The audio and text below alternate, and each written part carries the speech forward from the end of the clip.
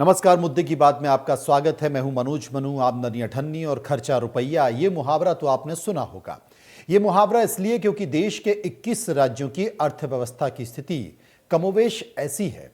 Reserve bank of India की ताजा report कर गौर करें तो विकास की दौड़ में 21 बड़े राज्य अपनी कमाई से ज्यादा खर्च कर रहे हैं। इस वजह से इनकी आमदनी और खर्च का अंतर बढ़ रहा है। वे बड़े कर्जदार बन रहे हैं। आरबीआई की रिपोर्ट पर गौर करें तो 5 साल में राज्यों की कमाई सिर्फ 47% बढ़ी है। इसलिए वेतन भत्ते और जरूरी खर्च का बड़ा हिस्सा कर्ज को लेकर पूरा किया गया। 5 साल में राज्यों का कर्ज 77.28% से बढ़कर 46.06 लाख करोड़ हो गया है। राज्यों की कमाई का 23% हिस्सा केवल ब्याज चुकाने में खर्च हो रहा है। ब्याज का ही बोझ 5 साल में 60% से ज्यादा हो चुका है। रिपोर्ट बताती है कि आमदनी कम और खर्च ज्यादा करने वाले राज्यों में महाराष्ट्र, तमिलनाडु जैसे अमीर राज्य हैं। महाराष्ट्र का सालाना खर्च आमदनी का अंतर 5 साल में 4 गुना बढ़ा तो उत्तर प्रदेश में 3 गुना, तमिलनाडु में 2.5 गुना बढ़ गया है। इसके साथ ही 18 बड़े राज्यों में 7 राज्यों का खर्च आमदनी का अंतर दोगुने से ज्यादा हो गया है। इन 7 राज्यों में मध्य प्रदेश और छत्तीसगढ़ भी शामिल हैं। घाटे को पूरा करने के लिए राज्यों ने 5 साल यानी कि 2018 से और 2023 के बीच बाजार से 33.17 लाख करोड़ यानी कि 33,17,000 करोड़ का कर्ज लिया है। आज इसी मुद्दे पर विस्तार से चर्चा करेंगे। चर्चा के लिए हमारे साथ कुछ मेहमान जुड़ रहे हैं जिनसे हम जानने को समझने की कोशिश करेंगे और पूछेंगे कि स्थिति क्या है। लेकिन राज्यों की कमाई कम और कर्ज ज्यादा बढ़ने से राज्यों की अर्थव्यवस्था चरमरा रही है। किस तरह का प्रभाव पड़ रहा है? चर्चा के लिए भट्टूलाल जैन जो कि सामाजिक कार्यकर्ता हैं। भट्टूलाल जी का परिचय मैं आपका करा दूं कि उन्होंने सुप्रीम कोर्ट में एक पिटीशन भी लगाई थी। इस बात को लेकर पिटीशन लगाई थी कि जहां जहां चुनाव है, जिन राज्यों में चुनाव है, उन राज्यों में फ्रीबीज की घोषणाएं, फ्रीबीज की तमाम सारी घोषणाएं जो कि सीधे अकाउंट में पैसे डाले जा रहे हैं, कुछ भी घोषणाएं की जा रही हैं, ये गलत हैं। इससे राज्य की अर्थव्यवस्था चरमरा जाएगी और ये नहीं होना चाहिए। तो भट्टूलाल जी के साथ साथ एन.के. त्रिपाठी साहब जो कि रिटायर्ड आईपीएस हैं, वो हमारे साथ जुड़ गए हैं, प्रशासनिक व्यवस्था में जुड़े हैं। सबसे पहले मैं एक बार एन.के. त्रिपाठी साहब के पास चलूंगा। चूंकि त्रिपाठी जी आप सरकार की प्रक्रिया में रहे हैं, सरकार की प्रक्रिया को आपने देखा है, तमाम खर्चों को रहे हैं, आप डीजी जैसे महत्वपूर्ण पदों पर भी रहे हैं। लेकिन जिस तरीके से हम देख रहे हैं, क्योंकि 2018 को देखा जाए और 2023 को देखा जाए तो 33,17,000 करोड़ का कर्ज राज्य ले चुके हैं। मध्य प्रदेश में भी स्थिति यह है कि आप सरकार को तनख्वाह बांटने के लिए कर्ज लेना पड़ रहा है। हाल ही में 10,000 करोड़ का कर्ज भी लिया है। लेकिन बावजूद इसके सरकार रुकती नहीं है, क्योंकि उन्हें चुनाव जीतना है। तमाम राज्यों, चाहे वो छत्तीसगढ़ हो, मध्य प्रदेश हो, राजस्थान हो, पिछले दिनों कर्नाटक में जिस तरीके से घोषणाएं की गई, फ्रीबीज की बहुत सारी घोषणाएं की गई। अब सबसे बड़ा सवाल है कि आमदनी आपकी है नहीं और खर्चा आपका रुपया है। इसके अलावा आप लाडली लक्ष्मी, जूते फ्री, चप्पल फ्री, जो भी आप ले जाओ वो फ्री। अभी हालांकि तेलंगाना में चुनाव आयोग ने रोक लगाई है, लेकिन वहां तो रोक लगा दी अकाउंट में पैसे डालने पर, यहां पैसे डालने पर रोक नहीं लगा रहे हैं। तो ये जो इस तरह की योजनाएं हैं, ये योजनाएं राज्य की अर्थव्यवस्था की कमर तोड़ रही हैं, राज्य की अर्थव्यवस्था को बर्बाद कर रही हैं। आप तो चुनाव में वादे करके निकल गए, क्योंकि आपने वादा किया तो दूसरी पार्टी ने भी वादा कर दिया। और वादा पूरा करने के लिए उदाहरण के तौर पर मध्य प्रदेश को ले लिया जाए, 50,000 करोड़ रुपए चाहिए। जो भी सरकार आएगी उसको 50,000 करोड़ अतिरिक्त चाहिए। पैसा है नहीं, क्या होगा? धन्यवाद। आपने बहुत सही बात कही है जी कि राज्य सरकारों की आमदनी घटती जा रही है उनके कर्ज की तुलना में, और ये फ्रीबीज बांटने की जो उनका कमिटमेंट है वो भी धीरे धीरे बढ़ता चला जा रहा है। जहां तक जनता को सीधे कैश या गुड्स के रूप में सहायता पहुंचाने की बात है, इसके 2 पहलू हैं। एक, सोशल वेलफेयर स्कीम्स के तहत जनता को लाभ पहुंचाया जाता है, विशेष रूप से जो गरीब तबका है या गरीबी रेखा के नीचे का तबका है, उसको वेलफेयर स्कीम्स के जरिए हम उसकी मदद करते हैं। इसके बारे में हमारे संविधान में भी लिखा हुआ है जो हमारे डायरेक्टिव प्रिंसिपल्स हैं उसमें लिखा हुआ है कि एक वेलफेयर स्टेट के रूप में भारत कार्य करेगा, और उस वेलफेयर स्टेट के रूप में हम जैसे पीडीएस सिस्टम है, ये हमारे यहाँ पर पिछले 50 साल से अधिक समय से ये बड़े कारगर तरीके से काम कर रहा है, और इसने भारत में भूखमरी को कम किया है, और एज मच एज 7% भारत की गरीबी का कम करने का इसको क्रेडिट दिया जाता है। इसी प्रकार मनरेगा स्कीम है जो यूपीए 2 के द्वारा जारी की गई थी, उसके अंतर्गत एक सोशल वेलफेयर स्कीम है कि आप उसके गारंटी हम देते हैं कि 100 दिन तक आपको गारंटी मिलेगी, इसलिए कोई स्टारवेशन का प्रश्न भारत में नहीं उठेगा। परंतु ये जो फ्री बीज का जो चलन है वो कहीं न कहीं सीधे सीधे कैश देना, और कैश भी इस रूप में देना जैसे टीवी है, लैपटॉप है, बाइसिकल्स हैं या स्कूटी है, इस प्रकार का एल्योरमेंट देना सीधे सीधे वोटिंग पैटर्न को बदलने का प्रयास है।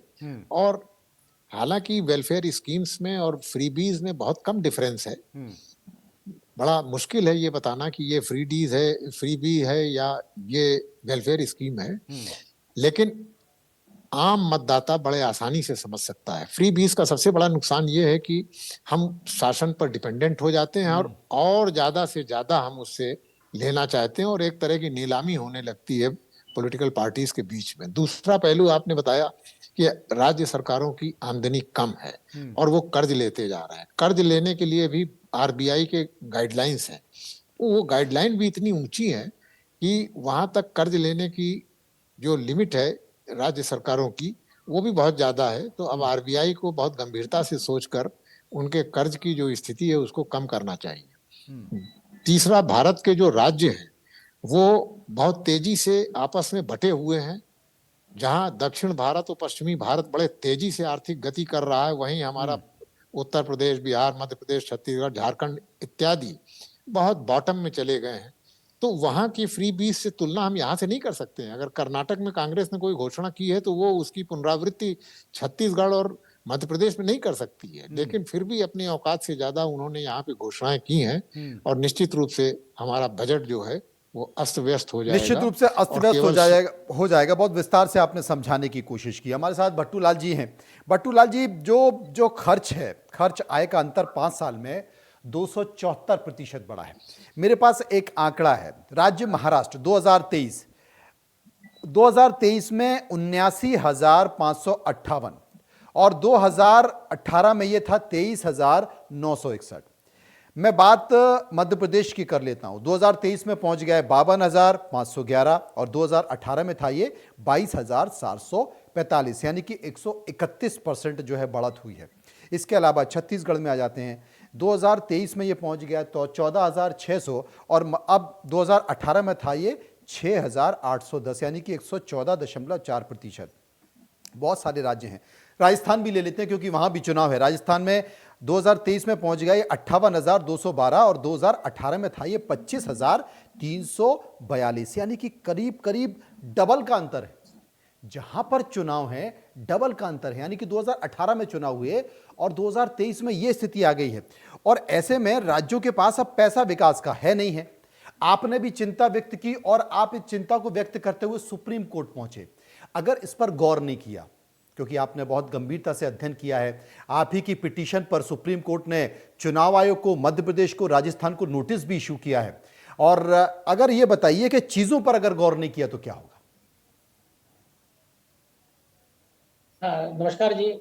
मैं ये बताना चाहूंगा कि मैंने सुप्रीम कोर्ट में जो पिटीशन फाइल की थी, सुप्रीम कोर्ट ने उस पिटीशन को काफी गंभीरता से लिया है और 6 अक्टूबर को मेरी पिटीशन पर सुनवाई थी और सुप्रीम कोर्ट के द्वारा 22 नवंबर को और 23 नवंबर को भी इस केस में सुनवाई की गई और उसके बाद में 29 नवंबर यानी कल इस केस में फिर सुनवाई कर रहा है सुप्रीम कोर्ट मेरी पिटीशन के ऊपर। और भी जो अन्य लोगों द्वारा दायर की गई है पिटीशन, उसकी सुनवाई चल रही है, जिसके देख करके ऐसा लगता है कि सुप्रीम कोर्ट भी काफी गंभीर है कि जिस तरह से राजनीतिक दल के लोग अपने स्वार्थ के लिए लोगों को लोक लुभावनी घोषणाएं करके और वोट पाना चाहते हैं, किंतु वे इस देश का भविष्य देखने को तैयार नहीं है। ये बहुत गंभीर चिंता का विषय है। मेरा व्यक्तिगत मत है कि हमारे देश में आज भी लगभग 50% आबादी गरीबी के दौर से गुजर रही है। तो ये बड़ा चिंतन का विषय है कि पिछले 75 सालों में हम आधी आबादी को भी गरीबी की रेखा से ऊपर अगर नहीं ला पाए हैं तो इसके क्या कारण हो सकते हैं।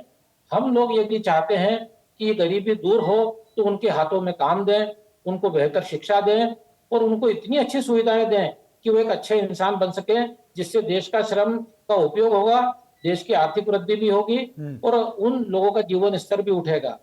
मैं बात करूं साहब तो हमारे बड़वानी जिले में, जो कि आदिवासी बहुल जिला है, आज भी महिलाएं गर्मी के समय 2-2 किलोमीटर दूर जाती है नदियों में और वहां की झीरी से पानी निकाल कर लाती है।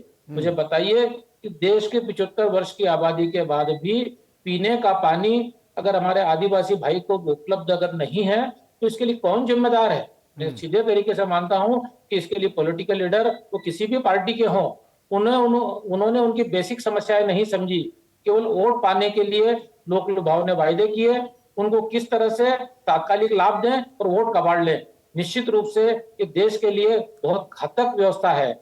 आज अगर इस व्यवस्था को रोक नहीं लगाई गई, नहीं, लेकिन अगर भट्टूलाल जी, जनता आपने जागरूक जो नहीं हुई, पिटीशन लगाई है, आपको लगता है, क्योंकि सुप्रीम कोर्ट में तो तारीख पे तारीख लगती रहती है। देखिए, आपने चुनाव के बहुत पहले ये पिटीशन लगाई, कोर्ट ने नोटिस भी इशू किया, उसके बाद मतदान भी हो गया, 3 तारीख को रिजल्ट भी आ जाएगा, नई सरकार भी बन जाएगी और सरकार बजट में वो जो प्रावधान किए कर रही है, जो घोषणाओं के अनुसार, वो पैसा भी बंटना शुरू हो जाएगा। एक बड़े केंद्रीय मंत्री से मेरी बात हो रही थी, वो ये कह रहे थे कि नहीं, इसमें जुडिशरी कुछ नहीं कर सकती, ये हमारे सरकार का विषय है, ये विधायिका का विषय है, हम तय करेंगे किसना किसको पैसा देना है।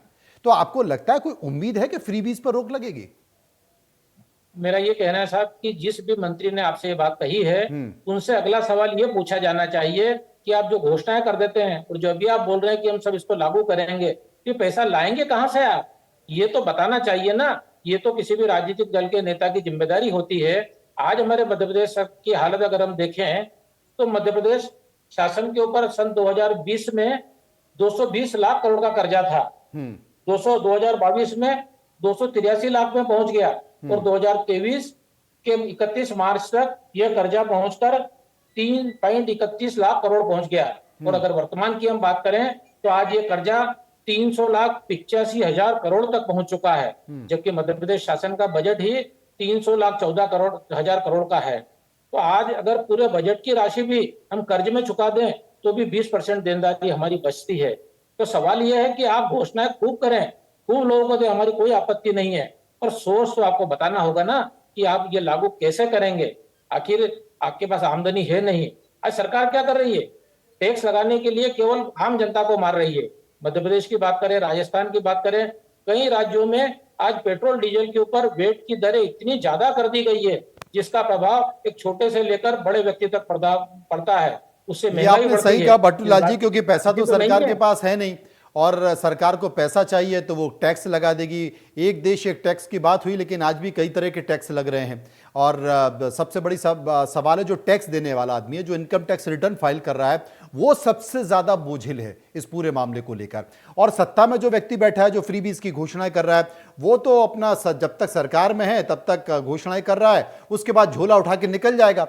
उसकी कोई जिम्मेदारी तो है नहीं, क्योंकि बैंकों में, अगर बैंक में आप लोन लेने जाएंगे, अगर मैं बैंक में लोन लेगा, मैं नहीं चुका पाऊंगा तो दिवालिया मैं घोषित होऊंगा, मुझे पकड़ा जाएगा। लेकिन सत्ता में बैठे लोगों को तो पकड़ा नहीं जाएगा।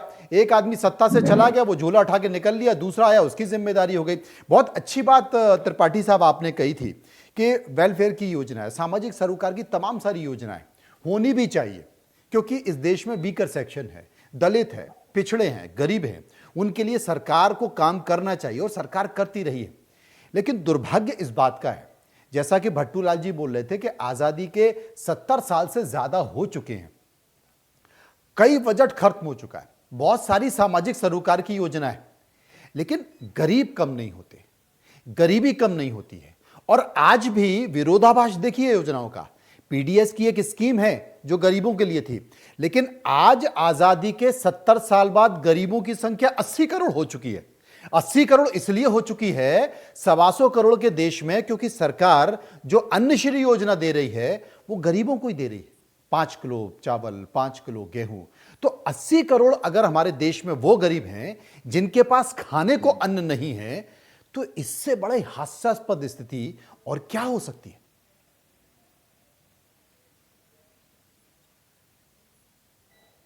हेलो। जी त्रिपाठी जी। नहीं, आप ठीक कह रहे हैं। इससे ज्यादा स्थिति गंभीर नहीं हो सकती है।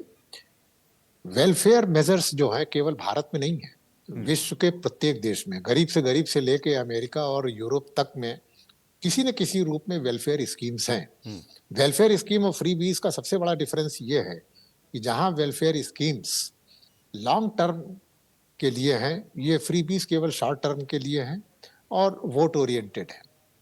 वेलफेयर स्कीम, जैसा कि अभी बटूलाल जी ने कहा कि पानी लाने के लिए 2-2 किलोमीटर महिलाओं को जाना पड़ता है। अब ये एक आर्थिक समस्या नहीं है, ये एक सामाजिक समस्या है। जी। अगर हम पानी का नल उसके पास ले जाते हैं, जो घोषित स्कीम है भाजपा सरकार की या एनडीए सरकार की घोषित नीति है कि हम प्रत्येक गांव में, प्रत्येक घर में टैप से जल प्रदान करेंगे। अगर इसको अचीव किया जाता है तो इससे कोई आर्थिक स्थिति में फर्क नहीं पड़ेगा, लेकिन सामाजिक और उसके जीवन में एम्पावरमेंट में जमीन आसमान का फर्क पड़ जाएगा। जैसा कि पहली बार भारत में जो चूल्हे बांटे गए, गैस जो बांटी गई और गांव के अंतिम छोर तक पहुंची, उससे भारत में एक सामाजिक क्रांति आई। महिलाओं के बीच में उनका समय बचा, उनका जीवन का एक ढर्रा बदल गया। इस प्रकार की योजनाएं निश्चित रूप से देश को करनी चाहिए। जहां तक कर्ज की बात है, बिना कर्ज के कोई भी सरकार नहीं चलती है, पूरे विश्व में नहीं चलती। आज चाइना सबसे ज्यादा जो है वो कर्ज में डूबा हुआ है। लेकिन उसकी एक लिमिट होनी चाहिए, एक क्षमता होनी चाहिए। तो आरबीआई को उसका आकलन करना चाहिए और कर्ज लेने पे केंद्र सरकार भी कर्ज लेती है। उसका जो बजट है उसका एक बड़ा हिस्सा कर्ज के रूप में आता है। कर्ज भी केवल बैंकों से ही नहीं आता है, बाजार से भी कर्ज लिया जाता है बाजार से भी आता और उसको बड़े ऊंचे इंटरेस्ट पे जो है वापस करना पड़ता है। लेकिन कर्ज जो है वो एक डिफर्ड खर्चा है, जो आज आप कर रहे हैं वो 30 साल बाद आप करेंगे। तो ये एक इकोनॉमी का पार्ट है। लेकिन एक जैसे छोटा दुकानदार है, वो अगर कुछ भी कमाई करता है, उस कमाई को उसी दिन खा जाता है, तो वो हमेशा उसी स्तर पे रहेगा। लेकिन अगर उसका पेट काट के कुछ थोड़ा सा बचा के उसको री इन्वेस्ट करता है उसी दुकान में या कोई दूसरी दुकान खोलता है, तो आगे चलकर वो जो है अपने विकास के रास्ते खोलता है। ये राज्य सरकारों पे, केंद्र सरकार सब पे ये चीज लागू है। तो एक कहीं ना कहीं इसमें सुप्रीम कोर्ट का, जैसे वो मंत्री जी ने कहा है, कुछ हद तक उनका कहना सही है। बजट जो है वो पूरी तरीके से विधायिका का जो है वो कार्य है। सुप्रीम कोर्ट कुछ गाइडलाइंस बना सकता है, चुनाव के पहले का नियम बना सकता है कि आप घोषणा न करें, साल भर पहले न करें। लेकिन एक उस प्रक्रिया को सुप्रीम कोर्ट को रोकना बड़ा कठिन होगा। जैसे इलेक्शन कमीशन ने भी जो वहां सभी पर रोक लगाई राजनीतिक है, वो पार्टियां 4 एक दिन मंच की। पर आ जाएंगी इसे लेकर।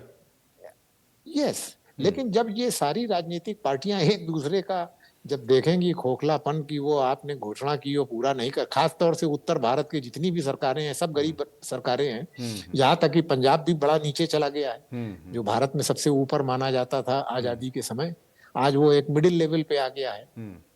और जो बॉटम वाले स्टेट्स हैं हमारे मध्य प्रदेश, यूपी और बिहार, ये फ्री बीज तो बांटने की स्थिति में है ही नहीं है। जो सोशल वेलफेयर की स्कीम्स है हमारी, मनरेगा इत्यादि, जिसको सेंट्रल गवर्नमेंट फंड करती है, उसी को ये चलाते रहे, या जो मकान बनाए जाने हैं उसी को बनाते रहे, नहीं, वो भी बिल्कुल वेलफेयर स्कीम है। बिल्कुल आपने ठीक कहा। और अभी चूंकि 3 तारीख को परिणाम आने हैं, परिणाम के इर्द गिर्द मध्य प्रदेश क्या पूरे देश में चर्चा ये चल रही है कि कौन सी राजनीतिक पार्टी जीतेगी, कांग्रेस जीतेगी या बीजेपी जीतेगी। बीजेपी अगर जीत रही है तो क्यों जीत रही है साहब? वो जो लाडली लक्ष्मी योजना है, वो लाडली बहिना योजना है, वो लाडली बहिना योजना ने क्रांति कर दी है। वो इतनी विधानसभा में इतने वोट दे रही है, तो इतनी सीटें बीजेपी की बढ़ रही हैं। तो कांग्रेस वालों से बात करो कि साहब क्या हो रहा है, बोले साहब कोई लाडली बहिना योजना नहीं है। लाडली बहिना योजना के अंदर हमने जो ओपीएस का कार्ड खेला है ना, वो ओपीएस का कार्ड उसको काउंटर कर रहा है। तो इतने वोट से इतने काट हो रही है। मतलब आप सोचिए, इनको सामाजिक उत्थान से मतलब नहीं, इनको गरीबों से मतलब नहीं है। हमें राजनीतिक चुनाव में कितनी पार्टी सीटें लेकर आना है, उसके इर्द गिर्द योजनाएं बन रही हैं, उसके इर्द गिर्द पब्लिक में पैसा बांटा जा रहा है, पब्लिक का पैसा बांटा जा रहा है, राज्यों को खोखला किया जा रहा है। बटुलाल जी। जी, जो आप बता रहे हैं वो सही स्थिति है।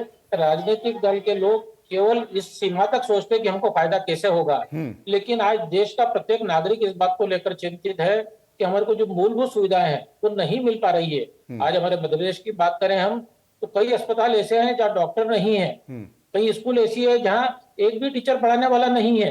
अरे अगर हम आपको पढ़ाएंगे नहीं, लिखाएंगे नहीं, अच्छा इंसान नहीं बनाएंगे तो प्रगति कैसे होगी? स्वास्थ्य के लिए कोई डॉक्टर नहीं है, बिजली नहीं, सड़क नहीं, तो आखिर ये हमारे को बेसिक सुविधाएं अगर जब तक नहीं मिलेगी तो आदमी का विकास कैसे होगा? हम तो सिर्फ ये चाहते हैं कि वेलफेयर स्कीम इस तरह से बनाई जाए कि आप जो भी पैसा खर्च करें उस क्षेत्र के माध्यम से उस श्रम का उपयोग भी हो, बेरोजगारी भी दूर हो, हर हाथ में काम हो और उसके माध्यम से उनकी भी उन्नति हो और देश की उन्नति भी हो। बिल्कुल अगर ये आपने सही परंपरा कहा, अपनाई बिल्कुल जाती आपने है, सही कहा, क्योंकि अंकित त्रिपाठी साहब ने तो पूरा विभाग चलाया है पुलिस का। पुलिस में भर्ती नहीं हो रही है, अपराध बढ़ रहे हैं, क्राइम बढ़ रहे हैं, भर्ती पुलिस में हो नहीं रही है। जो उनको संसाधन मिलने चाहिए वो संसाधन मिल नहीं पा रहे, जो उनको भत्ते मिलने चाहिए वो भत्ते मिल नहीं पा रहे। जूतों की ड्रेस की स्थिति, कपड़ों की स्थिति, हथियारों की स्थिति ऐसी है कि आप कल्पना नहीं कर सकते। और बड़ी बड़ी बैठकें इस बात को लेकर करते हैं कि साहब पुलिस सुधार कैसे किया जाए। वही बात जिनका जिक्र कर रहे थे कि साहब अस्पतालों में डॉक्टर नहीं है, स्कूलों में शिक्षक नहीं है, हमारे जो बाघ हैं, हमारे जो जंगली जानवर हैं उनका शिकार हो रहा है, पोचिंग हो रही है। क्यों? क्योंकि उन्हें रोकने के लिए वहां पर वो व्यवस्था नहीं है, वन कर्मी नहीं है। अब होगा कहां से? 1250 करोड़ रुपए लाडली महीना में आप खर्च करेंगे, 3000 बेरोजगारी भत्ता देंगे, मोबाइल भी देंगे, लैपटॉप भी देंगे, स्कूटी भी बांटेंगे और उसके बाद फिर ना जाने क्या क्या करेंगे। तो फिर पैसा तो ये वही है ना जो इंफ्रास्ट्रक्चर पर खर्च होना है, जो विभागों को और योजनाओं को मजबूत करने के लिए होना है, जिनसे अस्पताल बनने हैं, जिनसे स्कूल बनने हैं। त्रिपाठी जी, निश्चित रूप से देखिए, वेलफेयर के रूप में जो सबसे पुख्ता चीजें हैं वो है शिक्षा और स्वास्थ्य। विश्व के सभी देशों में इस पर काफी व्यय किया जाता है। भारत में भी स्वास्थ्य और शिक्षा के बारे में ये कहा जाता है कि हम ये फ्री प्रदाय करेंगे, संविधान में हमारी घोषित ये नीति भी है। परंतु आज जो हमारे अस्पतालों की स्थिति है, बजट नहीं है, दवा नहीं है, डॉक्टर नहीं है, अव्यवस्था घनघोर है।